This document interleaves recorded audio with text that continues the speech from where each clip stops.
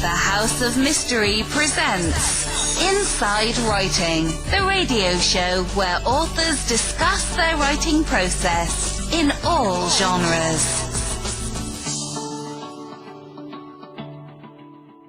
Today we are talking to the author of Killing Woman. It's the true story of serial killer Don Miller's reign of terror. Thank you for being here, Rod Sadler. Thank you for having me. Okay, so first of all, how did you get into writing books? Let's give our listeners an idea of who you are and where you came from. Okay, I was a police officer here in Michigan for 30 years, and real briefly, early in my career, my dad kept reminding me that my great-great-grandfather had been the sheriff in Ingham County in 1897. And so I was doing a little genealogical research early in my police career and came across this newspaper article about this horrible, vicious murder in the town that I had grown up in, a small town called Williamston in Michigan. And a guy had come home and discovered that his wife had lopped off his mother's head and put it on a plate for him for dinner. And my great-great-grandfather had investigated it. And so when I finished my police career, when I retired in 2012, I thought, it's the time to write that book. And so I did the first book, and I had such a good time after that was published that I did a second book called The Slayer Waits, and that was about a double murder also in Ingham County in 1955, where an elderly couple was bludgeoned to death in their barn by an escaped convict from the prison. And so that's kind of how I got into the writing aspect of it, and I absolutely love it. I really do. Wow, that's quite a story. Served the head for dinner. Did she serve gravy and potatoes too? Oh boy. Well, actually, as horrible as that sounds, she did adorn both sides of the plate with knife and fork before she set the headless corpse on fire. Oh, Slog Bay. Yeah. It was such a bizarre crime. And I can remember there was a historian in Williamston who gave me a scan of a local diary that one of the local farmers had kept in 1897. And on that particular day when this murder occurred, he wrote, it rained a little bit today, brought in some hay, Mrs. Haney cut off her mother-in-law's head, I went to the feed store. You know, like it was no big deal. I thought, well, that's kind of odd, but yeah. I guess it was different times. Yeah, very strange, very strange. The original title of that book was going to be Head of the Table, but I thought maybe I better go with something different, so I called that one To Hell I Must Go, because that was a little song that she would sing in the jail cell. Wow. I have to laugh sometimes. It's terrible, this stuff that we talk about, this horror and murder and all this stuff, but it's just a stress relief because it just seems so B-movie-ish, something you'd see in a terrible movie, Absolutely. A lot of the first responders I know have a really dark sense of humor, so. Yeah, we all did, and some of us probably still do. And you're absolutely right. These are horrible stories, but obviously with 30 years in law enforcement, I had the ability to kind of shut out the bad, just do it as a job, and you kind of develop that graveyard humor or that dark humor. I would think that you'd have to work through all of this stuff. Because it's just too hard, especially when you're talking with members of the victims and stuff like that on your day-to-day job. That's kind of there's got to be a way of getting through it. So yeah, it is. It's very difficult sometimes. I will tell you the only funny story that I tell about this new book is that my my wife was less than thrilled when she discovered that we had gotten a letter from the serial killer. And so when you do a book talk, you probably know this, you try to start out with a little bit of humor before you start. Well, this is a very, very dark story, but I always like to tell people in the audience when I start, I'm going to ask you a question. How would you start a letter to a serial killer? And everybody kind of looks a little perplexed, and I say, I'll tell you how you start a letter to a serial killer, with someone else's return address. And that usually gets a little chuckle. So. Yeah. Well, you see, I could have asked him that question before we went on air. I was going to ask you how long you've been killing women. You know. Yeah, and actually, if you look at the title, under the title of the book, it says "A True Crime" by Rod Sadler. Yeah. And my sister pointed out to me, she said it makes it look as if you're the one doing it. Yeah. So what made you get into killing women? No, it's kind of bizarre the way it's. Well, so how did you choose this case? Like, what about this case made you not only follow it but write a book about it? Well, early in my career, before my career as a police officer, when I was graduating from high school in Williamston, East Lansing had a series of missing women, and they had disappeared, and they subsequently arrested a guy by the name of Don Miller. And Don Miller was a graduate of the criminal justice program at Michigan State University, just 20 miles to the west of Williamston. And, of course, I had already chosen my career in law enforcement and criminal justice, and so I kind of followed the story closely, and then, had kind of forgotten about it until late in the 90s when he was discovered with a strangulation device in his prison cell, and was charged with that, and that went to trial, and he was convicted originally convicted in the disappearances and such. And I was actually working in Eaton County, Michigan for the sheriff's office, and was good friends with the prosecuting attorney that handled that case. And then I realized that throughout my career, I had become friends and colleagues with a number of people that were involved in the Don Miller case, from judges and attorneys and police officers and detectives and investigators, right down to Don Miller's own defense attorney.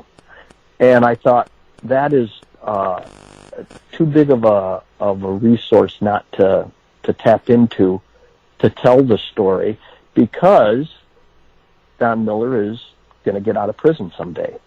And a lot of people don't realize that.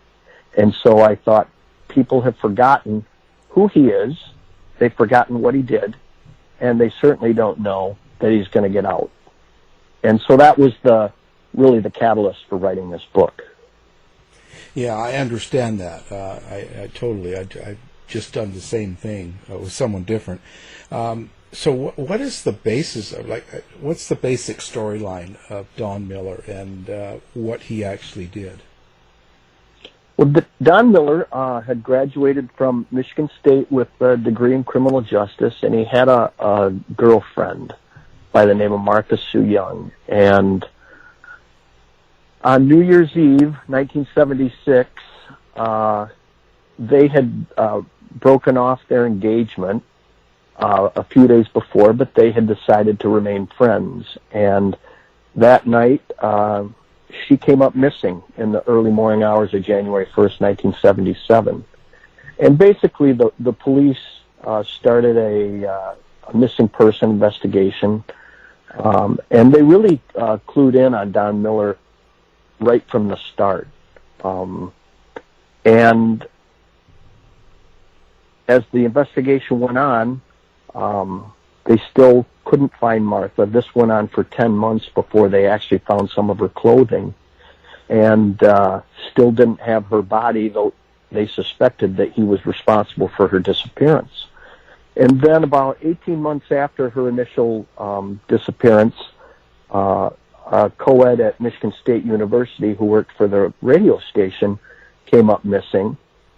And 2 weeks later, her body was found in a farm field. She'd been stabbed and her hands had been cut off.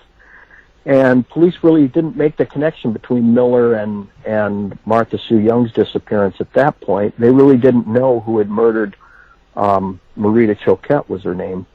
Well, on the same day that Marita Choquette was found, another Michigan State University co-ed came up missing by the name of Wendy Bush. And police weren't too sure that hers was a legitimate missing person, homicide, foul play case, because she was kind of a free spirit and all. And about 6 weeks later, a school teacher came up missing near the MSU campus, and they still didn't have her body. So they had recovered one body, but still had 3 other missing women. And then 2 days later, after that school teacher by the name of Christine Stewart came up missing, Miller broke into a home in Eaton County where he raped a 14-year-old girl and then tried to strangle her with her own belt. And by the grace of God, the belt broke as he was strangling her. And at that exact instant, her brother, 13-year-old brother, walked in the house.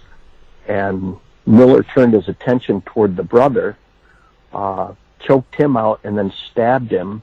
In the meantime, the young girl that he had just assaulted was able to run out of the house and flag down help. And they were able to get his license plate number, and that resulted in his arrest. So now it looks like he was. So it says he seemed like a devout Christian. So he was a regular churchgoer, or he was a youth pastor? He was. He was a devout Christian, and he used that whenever he felt it would be to his advantage. And when he was eventually captured for the rape of the 14-year-old, and they had his license number and his description and everything, he said to the investigators, "How could it be me? I'm a devout Christian. There's no way I could have done something like this." And he tried to use that to his advantage. Eaton County Prosecutor Jeff Sauter, who's now deceased, said it best when he said, his persona is a disguise. It's the same disguise that he used to lure women into his trap. And I truly believe that. It absolutely is something that he uses to his advantage. Wow. So he got caught and put away. What kind of sentence did they actually give him? Was it a life sentence with a minimum amount of time to serve, or? Well, back in the late 70s, when he was convicted in the rape, the sentencing guidelines in Michigan were a lot different than they are today. Today, they have truth in sentencing, where if you get sentenced to, let's say, 10 to 20 years in prison, you have to serve that minimum of 10 years. Well, back in the late 70s, you were awarded good time and things like that, and so your sentence could be substantially shorter than what you would originally be sentenced to, if that makes sense. So he was sentenced, I believe it was 20 to 30 years for the rape and the attempted murder of the 2 teens. Well, by the late 90s, he was due to get out. He was going to get out because he had gotten all this good time and such, and that's when there was an organization formed called the Committee for Community Awareness and Protection, and it was a group of investigators, lawyers, victims, survivors, all working toward trying to find a legal way to keep Don Miller behind bars because he was going to be released. And it was then that they discovered 3 years earlier he had been caught with a garrote in his prison dorm. Garrote is a strangulation device, and in this particular case it was a 72-inch shoelace that had been tied in the middle, knotted in the middle, and then it had barrel-shaped wooden buttons on either end.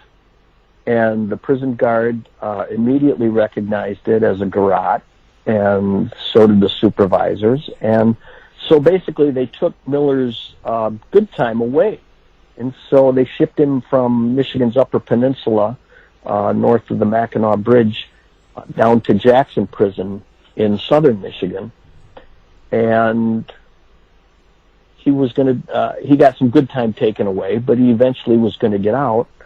Well, when they started this organization called CCAP, and they were looking for a way to keep him in, they discovered this garrote case, and they charged him criminally with that, in addition to being what's called in Michigan a habitual offender. And if you're convicted as a habitual offender, then the judge can go outside the sentencing guidelines in imposing sentence and actually go up to life in prison. When he was originally sentenced in the late 70s for the sexual assault, he got that 20 to 30 years, but they offered him a plea deal in exchange for taking investigators to the victims' bodies so that they could recover those bodies for the families. And so he took the plea deal, and the plea deal was that they would drop second-degree murder charges against him because he'd been indicted by a grand jury in 2 counts of second-degree murder, even without the bodies. But if he would take them to the bodies, they would charge him only with manslaughter in 2 of the missing women cases, and his sentence would be served concurrently with his 20 to 30 year sentence. So he got a killer deal, if you'll pardon the pun. Oh, he really did. He got a killer deal. Then that's really terrible, and I know that I hear comments from people saying, well, these people never get out. They get life sentence or whatever they get, but they never get out. But they actually do, and I don't know why people have that misconception that these killers don't get out. They actually do get out, and it is something to be concerned about. It absolutely is, and that CCAP organization, although they haven't gotten together in the last 20 years or so, I suspect that they will get back together and try to find a way in 10 years to keep Miller behind bars. He took the lives of 4 women. He is a serial killer. He's a dangerous individual. And plus, with someone like this, did he sexually assault all 4 of the people that he killed? Yes. He sexually assaulted them, and he, according to the information that I've discovered, that he had a sexual relation with them both before and after their death. Wow. So now, has he had to have any treatment as far as his sexual assault and that kind of behavior? Was that mandated on him, or has he had any treatment at all? It was mandated on him. It was part of his original sentence in the late 70s, and he went through that sexual treatment in the prison. And it was noted in several of the records that he had an intense hatred for women. And in fact, in the garrote case, there was some conjecture that he was likely going to use that garrote on one of the female prison guards, although that was never proven, I don't believe. Right. But he did go through therapy, and in his attorney's closing statement in the garrote case, he made the statement that Miller had completed his sexual psychotherapy, and the prosecuting attorney handling the case came right back before the jury and said, yeah, he completed it only because the class was done. It wasn't that he completed it successfully. The class was done, and so it was over. So there wasn't really a 100% passing score, if you will. So if you understand what I'm saying. He got a certificate of He attendance. was done with it, but it was only because the class was done. Yeah. Wow. So now you had, is this right, now you had communication with him, like with the letters, or? I did. Yeah. I interviewed his attorney, who is a colleague of mine in the private sector, so to speak, and I said, do you think that Don would talk to me? And Tom Bengtson was his attorney, and Tom said, no. He says, I don't think he will. He said, but I've already talked to his dad, and he said, here's his dad's phone number. Give him a call. Well, I wasn't going to blindside a serial killer's dad, so I sent him a letter, and I mentioned Tom Bengtson's name, and lo and behold, he calls me up on the phone. And he said, I've spoken to Tom about you, and Tom says you're a good guy, and that, you're not he liked to call them gore mongers, people that want to do documentaries and movies about his son, and he gets approached by him all the time. And he said, you're not one of those people. And I said, no, I just want to tell the story, Gene. And so Gene got a hold of his son. Well before the pandemic, he went down every other month and visited him at the prison, even after 40 years. And he got back with me, called me back, and he said, I talked to Don, and Don says he's going to write you a letter. And so I thought, well, I'll believe it when I see it. Yeah. Well, lo and behold, he did. He wrote me actually 3 letters. The first letter was just a quick one that said, hey, I talked to my dad. He really enjoyed speaking with you. And I'm going to write you a letter that's going to detail what I was going through in the late 70s. And I thought, wow, that's pretty deep. So next thing I know, I get a 2-page handwritten letter from him. And the letter basically says that I was dating a girl named Martha Sue Young. She would not communicate with me. I was like a steam pipe ready to blow, and I ended up taking her life. And then later in the letter, he says, every time I'd see a woman, I would see her again. And so I wrongfully took the lives of 3 other women. But interestingly enough, at least I thought, was the fact that he never, in that 2-page letter, mentioned the sexual assault of the 14-year-old or trying to kill her and her brother. And I think that's significant. So we'll see where that goes. But he has written me. I've actually become friends with his dad. His dad's 87 years old. He's just the nicest guy in the world, and I like to chat with him. We talk about all sorts of things. Yeah. Well, it's interesting. I guess it's really hard for you to tell, but and he didn't mention about the 13, 14-year-old assault, but do you get the impression that he still has a hatred toward women? That's a difficult question to answer, and Right. The reason I say that is because I haven't had a face-to-face meeting with him. It's all been through the mail, and I honestly doubt that I ever will have a face-to-face with him. Based on everything that I've read from his prison records, I would say he probably does still have that. And I get questions all the time, well, do you think that he'd still be a danger if he got out? I don't know. I know that he would be in his mid-70s when he got out. In 2031, he's scheduled to be released. And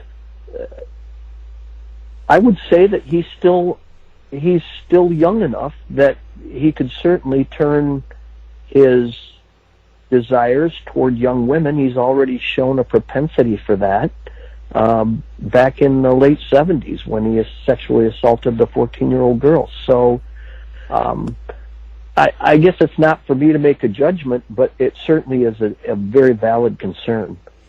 And there's also, like, I don't know if you've contacted a lot of these members of the family of some of these victims, and because they're still going to be quite young, wouldn't they be concerned as well of him being out? Absolutely they would. I can tell you that the 14-year-old girl, although she's an adult now, I did not interview her, but we have become friends through social media, and she is looking forward to reading the book. Her brother, I interviewed him, and he was also looking forward to looking through the book and reading it. And I talked to Martha Sue Young's sister, and before she would answer any questions, she asked why I was writing the book. And I said, because people have forgotten who he is and what he did, and they don't know that he's going to get out. There's 4 generations between then and now, and people need to know. And so she opened up a little bit and talked to me about her sister. But yes, there's a valid concern, and there are people out there that are fearful that if he gets out, he'll come after him. Right. I was going to say, there's probably people that are, personally worried that he finds out where they are and he could come after them, and that's pretty valid. Right. I even got that question during an interview last week. I think it was a Facebook Live event we did, and somebody typed in, "Are you afraid that he's going to come after you when he gets out?" And I said, no, not at all. But for the victims or the victims' families, there is a valid concern, yes. Yeah. Oh, for sure. And I can see that. So what do you think about this idea of someone like that getting out? Like, what should we do with people that have done such just awful things? What do you suggest then? Put them away for life? What is the adequate punishment? Well, if you look at other states, he could theoretically have been executed by now.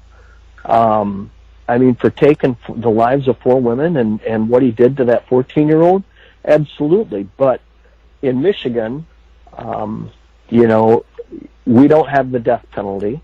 It's life in prison without parole if you're convicted for first-degree murder.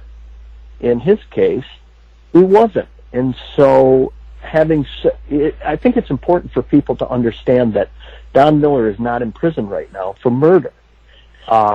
He never was in prison for murder. He was in prison for 2 counts of manslaughter and the sexual assault of the 14-year-old girl. Don Miller is only in prison today, right now, because he possessed a strangulation device back in the late 90s. He's already served his time for those deaths that he pled guilty to, the manslaughter convictions and the sexual assault. That's behind him. The only reason he's in prison right now is because he possessed that strangulation device. So what's the answer? Back in the late 90s, this organization called CCAP worked in conjunction with some legislators and tried to come up with a bill that would quarantine dangerous people beyond their prison sentence so that they could receive additional therapy and such until they weren't a danger anymore. That bill passed the House but never made it through the Senate and basically was dead in the water. But there are certain states where there were back in the late 90s that did have similar legislation like that. And whether or not those still exist, I don't know. Is that something that could be reintroduced under Michigan law? Again, I don't know. I can tell you that the former prosecuting attorney from Ingham County, where all these murders occurred, wrote a little blurb for my book, and he said, absent a change in the law, Don Miller will be released in 2031. And so I think that is the answer, is there has to be a change in the law. Is it something that they can do to quarantine a dangerous individual? I don't know. Yeah. I don't know. Did you take a look at it from the parole standpoint as well? Like really, what does the parole board do? Are they trying to look out for society, or are they trying to get people out and rehabilitated in their minds? Well, I think the parole board looks at several things, and one of those is obviously public safety. That's a huge element of it. They have to be sure that there's no danger to the public if this person is released. And they also look at, and I don't know a lot about the parole board, but from what I have read, they also look at, is there genuine remorse on the part of the person that's up for parole. In this case, I don't know. Don Miller's up for parole next year again, and he was up for parole 5 years ago. It was denied. In speaking with his dad, his dad said, they allowed me in the parole hearing, but I wasn't allowed to say anything. He said if I said anything, the parole hearing was over, and that was it. So I don't know exactly what they look for, but public safety, I do know, is one of their biggest things. And if they think that someone is still a danger, they're not going to be allowed parole. Yeah. And what kind of prison is he in? Is he in a maximum security, medium, or do you know the type of circumstances he's in now? I don't think it's a maximum security. I don't think it's a level 1 either, which would be the minimum. I think it's a medium security one. I think just given the nature of his offenses and his past, but I don't think he's in maximum security. Yeah, I find that quite often. Is he one of the ones that has people sending him letters and girlfriends and all that too, or? That's a good question. I don't know. I suppose I could write him and ask him. Yeah. I really don't know. I don't think so. I don't think he's the type of person. He's not a very charismatic individual from what I've seen. I listened to an interview that he did with the state police detective back during the Garat case. And when you listen to him, you can tell he thinks about everything that he's going to say before he says it. And that tells me that he's a very calculating person. He's very soft-spoken, and he thinks about everything that he's going to say. And I don't think that a lot of women are writing to him to say, hey, when you get out, let's get married or something. No. That's just my own opinion, though. Yeah, you never know.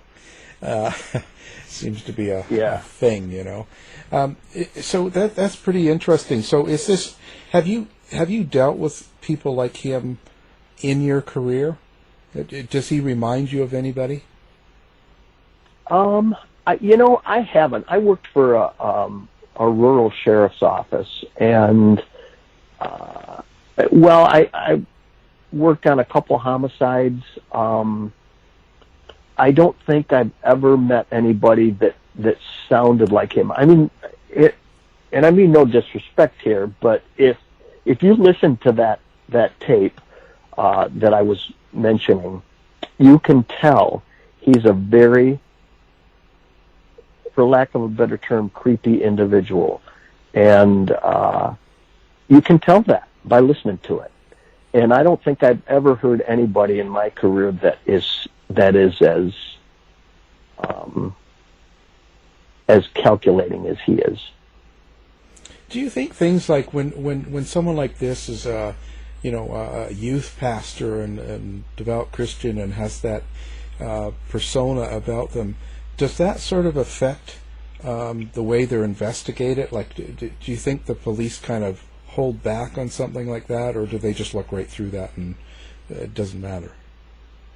Oh, I think they look right through that facade. I really do. And I think they can tell immediately that it's a facade.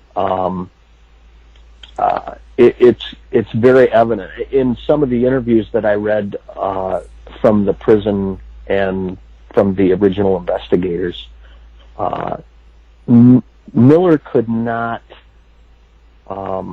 explain while he was a devout Christian and believed in all things religious, he couldn't explain why he was living with his new fiancée, who, he was living in sin with her, basically. She was divorced, and they were living together and having sex together.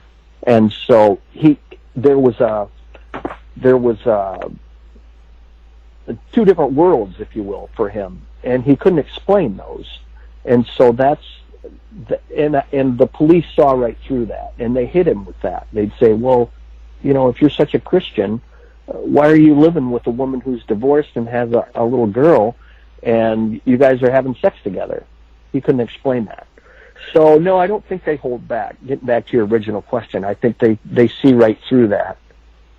Yeah, they would have to. It's pretty interesting. Wow. But do you, if someone takes home your book, reads it, finishes it, what do you want them to take away from it? Well, they need to know that Don Miller's getting out of prison, that in 2031 he'll have served his time, and that he is not in prison for murdering 4 women. He's only in prison right now because he possessed a strangulation device. Like I said earlier, he's done his time for 2 counts of manslaughter, which was the plea deal in exchange for the bodies, and for the rape of the 14-year-old girl and the attempted murder of her and her brother.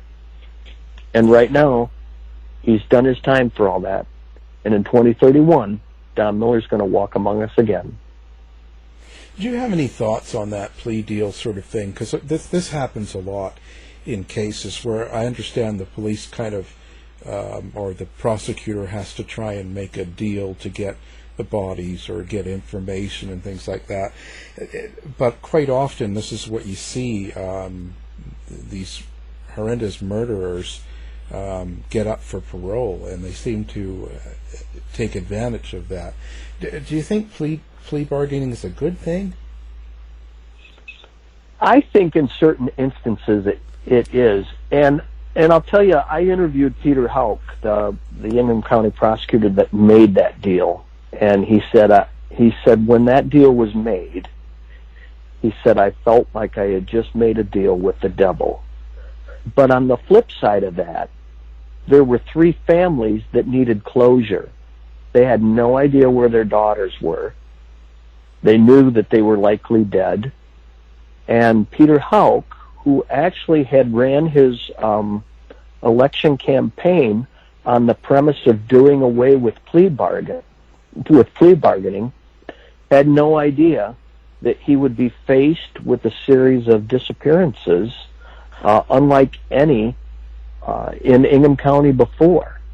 And that deal wasn't specifically put together by Houck himself. It was a kind of a deal put together between him and the defense attorney, Tom Bengtson. Because Tom Bengtson also felt, you know what? My client probably did this, but these families need closure. And maybe if we can work out a deal where he'll take us to the bodies, he's not going to do any more time. They already knew that.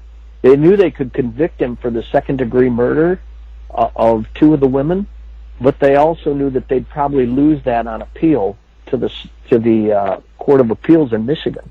And so since he wouldn't get any more time, even if he was convicted of the second-degree murder, they felt, well, if we offer him a manslaughter, we'll have those death convictions at least on his record, and he'll still do the same amount of time, but yet we can still recover the bodies of the victims.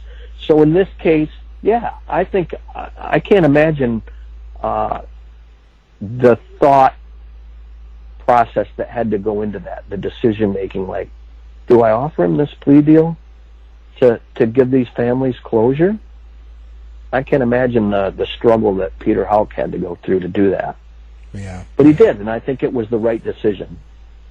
Yeah, totally. It just seems that it's kind of doing the right thing, but you're faced with this issue with a lot of killers and bad people 20, 30 years down the road. That's all.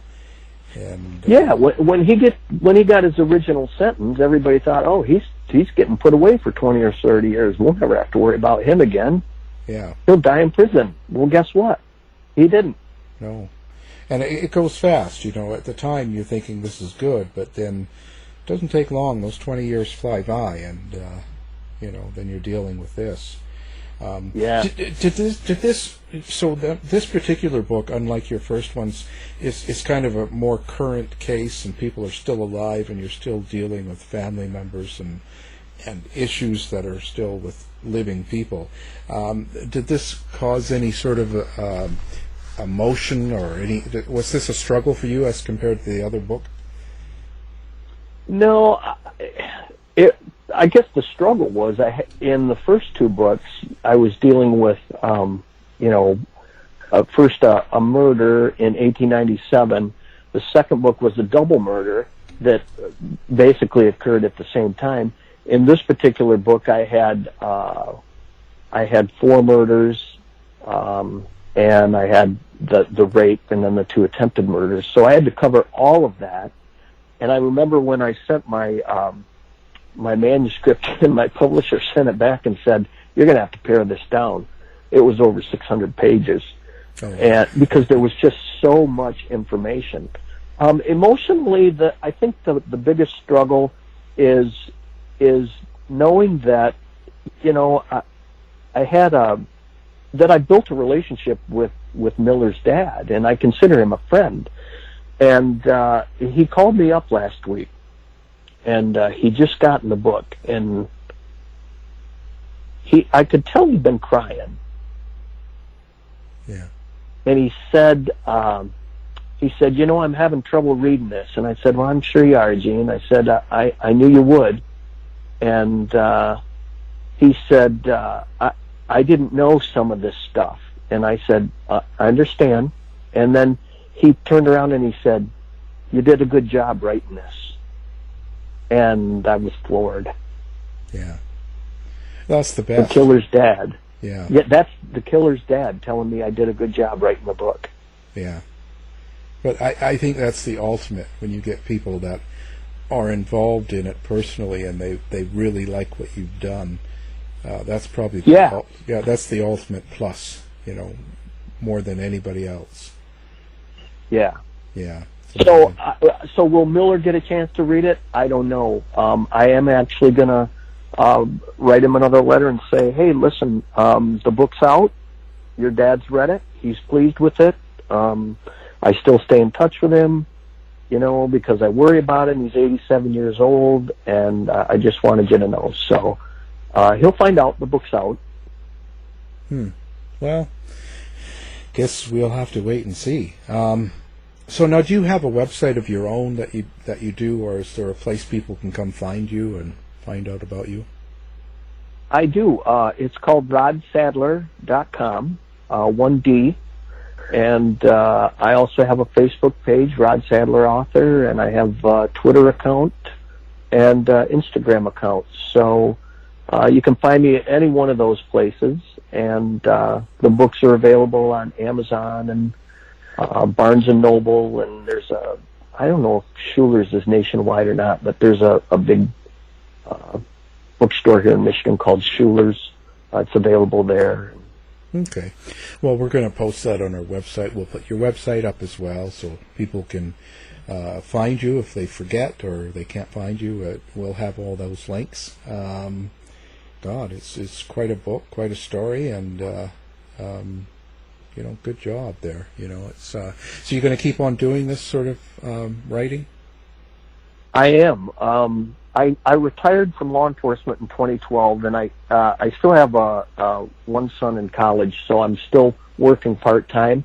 I'd like to be able to write full-time, but that's probably still a couple of years down the road. I do have another book in the works, and I'm still in the research kind of draft phase.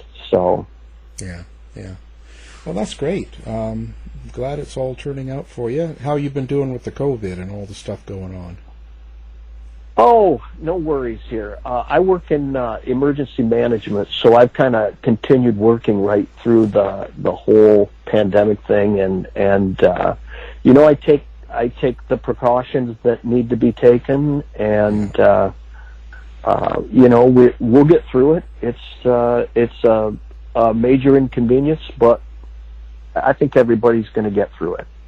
Yeah, I don't even notice it anymore. As in wearing a mask and things like that when I go out. You just sort of get used to it, after a while. Yeah.